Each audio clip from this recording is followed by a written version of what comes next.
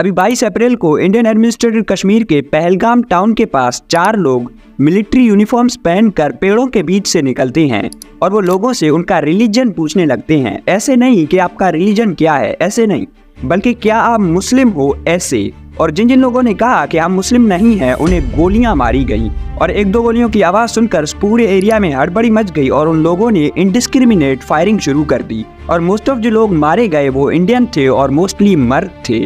और जब एक औरत के हस्बैंड को गोलियां मारी गई तो उस औरत ने उन टेररिस्ट से जाकर कहा कि अब मुझे भी गोली मार दो, लेकिन उनमें से एक ने कहा कि मैं तुम्हें नहीं मारूंगा, जाके बता दो ये मोदी को कि ये सब हमने किया है। और इंडिया के डिफेंस मिनिस्टर कहते हैं कि वो एक क्लियर और लाउड रिस्पॉन्स देंगे। इंडिया ने पाकिस्तान के साथ इंडस वाटर्स ट्रीटी को सस्पेंड कर दिया है और जो अटारी बॉर्डर क्रॉसिंग है उसे भी बंद कर दिया गया है। इंडिया के पूरे मीडिया का ये कहना है कि ये सब पाकिस्तान का किया धरा है। और सार्क वीजा के अंडर जो पाकिस्तानी लोग इंडिया में मौजूद थे उन्हें मुल्क छोड़ने के लिए सिर्फ 48 आवर्स का टाइम दिया गया है। और अभी 24 अप्रैल को इंडियन नेवी की तरफ से अरेबियन सी में एक मीडियम रेंज मिसाइल को टेस्ट किया गया है। और पाकिस्तान ने भी इस अटैक के बाद 22 अप्रैल के दिन ही कराची के कोस्ट लाइन पर एक मिसाइल को टेस्ट करने के ऑर्डर्स इशू किए हैं। और आखिर ये सब हो क्या रहा है, ये दोनों मुल्कें जंग की तैयारी क्यों कर रहे हैं और पाकिस्तान का इस अटैक में क्या हिस्सा है, चलिए समझने की कोशिश करते हैं आज के इस वीडियो में।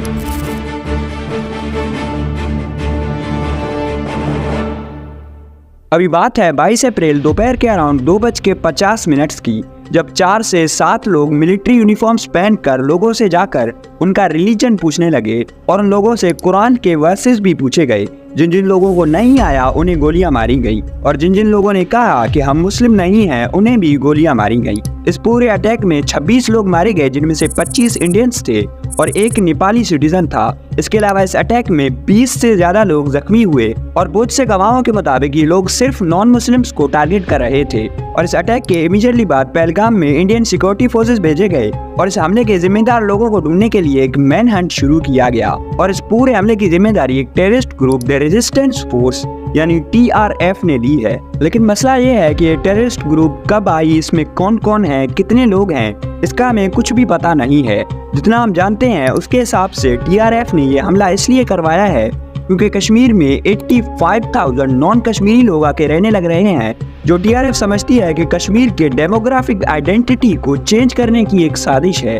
लेकिन अगर ये अटैक सिर्फ नॉन कश्मीरी लोगों के आके कश्मीर में रहने की वजह से की गई है तो सवाल ये उठता है कि सिर्फ हिंदू लोगों को क्यों टारगेट किया गया। फर्स्ट पॉइंट ये दिया जा सकता है कि अटैकर्स खुद मुस्लिम थे और इसलिए उन्होंने मुस्लिम लोगों को कुछ नहीं किया और सिर्फ हिंदू लोगों को टारगेट किया। लेकिन फिर भी ये सब कुछ फिट नहीं बैठता और शायद इसी कंफ्यूजन में इंडियन मीडिया पाकिस्तान को इस सब में घसीट रहा है। लेकिन अभी तक ये कंफर्म नहीं हुआ है कि लोग कौन थे और कहां से थे। और इंडिया ने एक बहुत ही सरप्राइजिंग मूव में इंडस वाटर्स ट्रीटी को सस्पेंड कर दिया है। ये वियर्ड और सरप्राइजिंग इसलिए है क्योंकि एट टाइम्स ऑफ वॉर जैसे 1999 की कारगिल वॉर और 1971 के इंडो पाक वॉर के दौरान भी इस ट्रीटी को किसी भी तरफ से सस्पेंड नहीं किया गया था। और इस अटैक के बाद इस चीज को कंफर्म किए बिना कि ये पाकिस्तान ने किया है, इंडिया ने IWT को सस्पेंड कर दिया है। IWT को 1960 में साइन किया गया था और उसके बाद इंडिया और पाकिस्तान के दरमियान 3 वॉर्स हुए हैं। 1965 की इंडो पाक वॉर, 1971 की इंडो पाक वॉर और 1999 की कारगिल वॉर।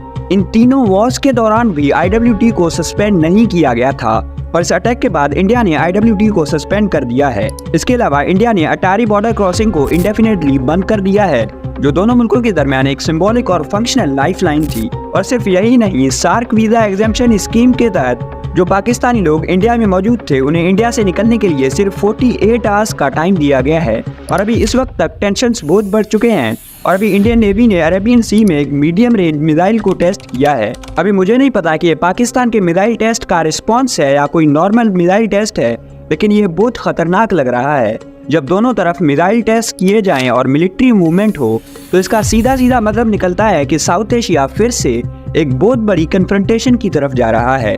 लेकिन फिर सवाल ये उठता है कि ये सब कैसे शुरू हुआ। ये बात तो साफ है कि ये पहलगाम अटैक की वजह से शुरू हुआ, लेकिन क्या TRF का ये अटैक सिर्फ एक आइसोलेटेड इंसिडेंट था या फिर इसके पीछे एक बहुत बड़ी जियोपॉलिटिकल चाल चली गई है। पाकिस्तान ऑफिशियली इस अटैक में अपना हिस्सा नहीं बता रहा है, लेकिन इंडियन मीडिया और कुछ ऑफिशियल्स पाकिस्तान को जबरदस्ती इसमें घसीट रहे हैं, जबकि हमारे पास अभी तक कोई भी कॉन्क्रीट प्रूफ मौजूद नहीं है कि ये सब पाकिस्तान ने करवाया है। लेकिन ये बात तो साफ दिख रही है कि ये अटैक सिर्फ एक इंसानी ट्रेजेडी नहीं थी, बल्कि पॉलिटिकल और रीजनल लेवल पर एक बहुत बड़ा रिएक्शन ट्रिगर कर चुका है।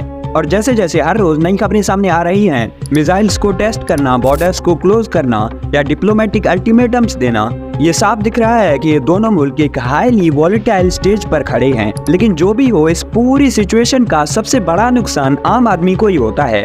अब कुछ सोच के देखो, कोई इंडियन टूरिस्ट जो गया था पहलगाम घूमने के लिए, अब शायद वो इंजर्ड है या मारा गया है या उसके फैमिली मेंबर्स मारे गए हैं, या कोई पाकिस्तानी फार्मर जो IWD सस्पेंड होने की वजह से बहुत नुकसान उठाने वाला है। एक तरफ TRF जैसे ग्रुप्स हैं जो अपने रेडिकल एजेंडास की वजह से कश्मीर के एनवायरनमेंट को और ज्यादा खराब कर रहे हैं, और दूसरी तरफ दोनों मुल्कों की गवर्नमेंट सिर्फ रिएक्शनरी मेजर्स लेने में लगे हैं जो सिचुएशन को बेहतर नहीं और बदतर बना सकते हैं। मैं मानता हूँ कि इस अटैक में जो कुछ हुआ वो बिल्कुल गलत हुआ, लेकिन इसका मतलब ये नहीं है कि आप किसी को भी बिना एविडेंस के इसका जिम्मेदार ठहरा सकते हो। लेकिन मैं ये भी नहीं कह रहा कि इंडिया बिल्कुल गलत है। हो सकता है इसमें पाकिस्तान का हाथ हो सकता है, लेकिन अभी तक हमारे पास कोई कॉन्क्रीट एविडेंस मौजूद नहीं है, तो बिना किसी प्रूफ या एविडेंस के इंडिया ऐसे ही जंग नहीं कर सकता। अगर आपको ये वीडियो अच्छा लगा तो आप मेरे चैनल को सब्सक्राइब कर सकते हैं।